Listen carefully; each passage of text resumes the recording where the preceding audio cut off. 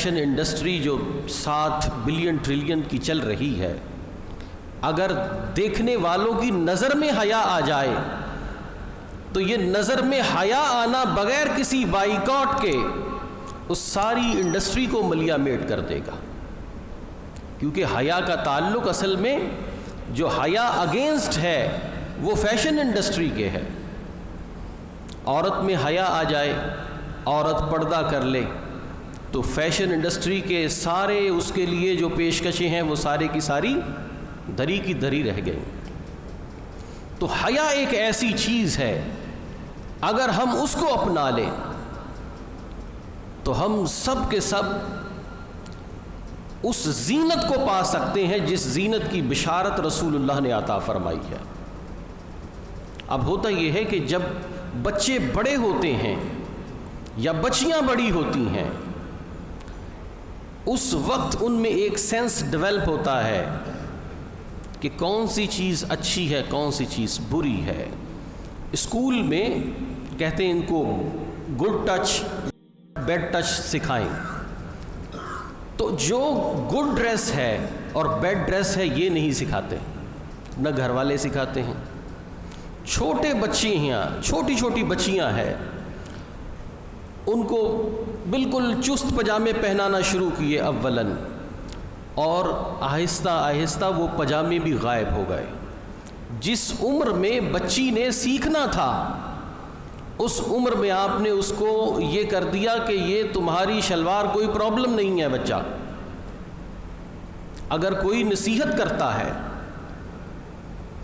اگر کوئی، کیونکہ ہم ہر کسی کو تو نہیں کر سکتے، جو دوست احباب کے ہاں ہوتا ہے اس کو دیکھ کر کہتے ہیں کہ بھائی یار یہ تو نہیں کرو کہ فراک پہنایا ہے اس میں نیچے جو ہے وہ شلوار بچی کو پہناؤ، تو وہ کہتے ہیں چھوٹی بچی ہے۔ کیا ہے؟ چھوٹی بچی ہے۔ اب بتائیے کہ اگر کوئی شخص مکان کی بنیاد رکھتے ہوئے دیوار کی بجائے جو نیچے بنیاد ہے اس میں بلاکس اور سریا ترتیب سے لگانے کی بجائے آڑا تیڑا لگائے اور آپ اسے کہیں کہ بھائی اس کو سیدھا رکھو، وہ کہے یہ تو زمین کے اندر چلا جائے گا، بنیاد ہی تو ہے۔ اوپر کی دیواریں سیدھی کریں گے، کیا کریں گے؟ اوپر کی دیواریں سیدھی کریں گے، جو زمین کے نیچے ہے اس میں تو ملبہ بھر دو، کوئی بات نہیں۔ تو کیا ہوگا؟ ایسی عمارت بننے کے بعد کچھ عرصے بعد غرق ہو جائے گی، اور جب غرق ہوگی اپنے مکینوں کو ساتھ لے کر غرق ہوگی۔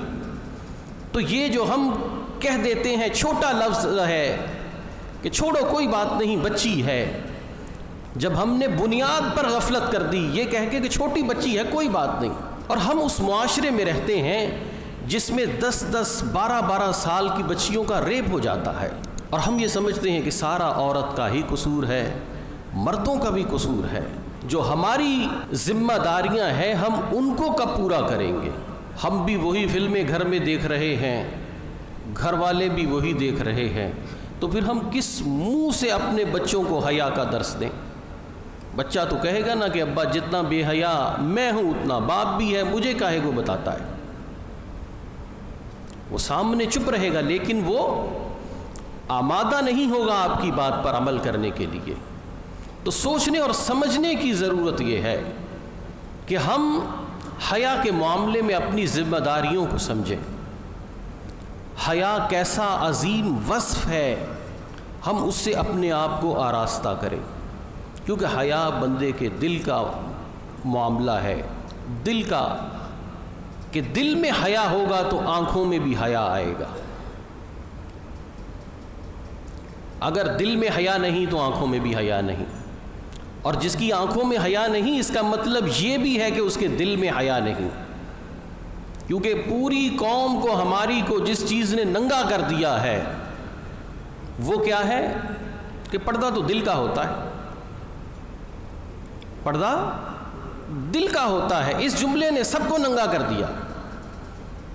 عورت کم کپڑے پہنے کوئی بات نہیں، اس کو آپ کہیں وہ کہے گی آپ کی آنکھوں کا معاملہ ہے، اصل تو دل کا پردہ ہوتا ہے۔ یعنی شریعت کو یہ چیز سمجھ میں نہیں آئی اللہ اور اس کے رسول نے جو جسم کے پردے کے احکامات عطا فرمائے ہیں، تو انسان بنانے والے خالق کے سامنے یہ چیز نہیں تھی کہ پردہ آنکھ کا ہی ہوتا ہے، پردہ دل کا ہی ہوتا ہے۔ تو اس لیے پردہ دل کا معاملہ بھی ہے، پردہ آنکھ کا معاملہ بھی ہے۔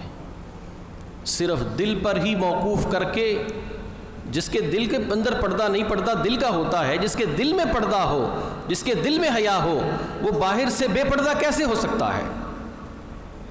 سوچنے کی بات ہے کہ جس کے دل میں پردہ ہو، دل میں حجاب ہو، جس کے دل میں حیا ہو، وہ باہر سے بے حیا کیسے ہو سکتا ہے؟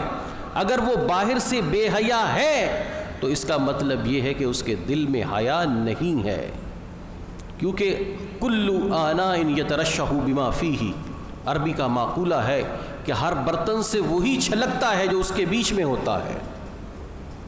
پانی کے گلاس کو آپ چھلکائیں، اس میں سے گنے کا رس نہیں گرے گا، اس میں سے پانی ہی گرے گا۔ اگر دل میں حیا ہوگا تو جسم میں بھی حیا ہوگا۔ اگر جسم پہ حیا نظر نہیں آتا، جسم پر حجاب نظر نہیں آتا، تو اس کا مطلب یہ ہے کہ دل میں بھی نہیں ہے۔ جو یہ کہا جا رہا ہے کہ بس پردہ تو دل کا ہوتا ہے، تو اصل یہ ہے کہ اس دل پہ پردہ پڑ چکا ہے، اس دل پہ پردہ پڑ چکا ہے، اور جس کے دل پر پردہ پڑ چکا ہو اس کا ظاہر بے حجاب اور بے حیا ہوتا ہے۔ اللہ تبارک و تعالی ہم سب کو اس زمانے کے فتنوں سے نجات عطا فرمائے، اور ہمارے گھر بار کو اللہ تبارک و تعالی حیا کا گہوارہ بنائے، اور اللہ ہم میں سے ہر ایک شخص کو اپنے باطن و ذاہن کو حیا کی زینت سے مزین کرنے کی توفیق عطا فرمائے۔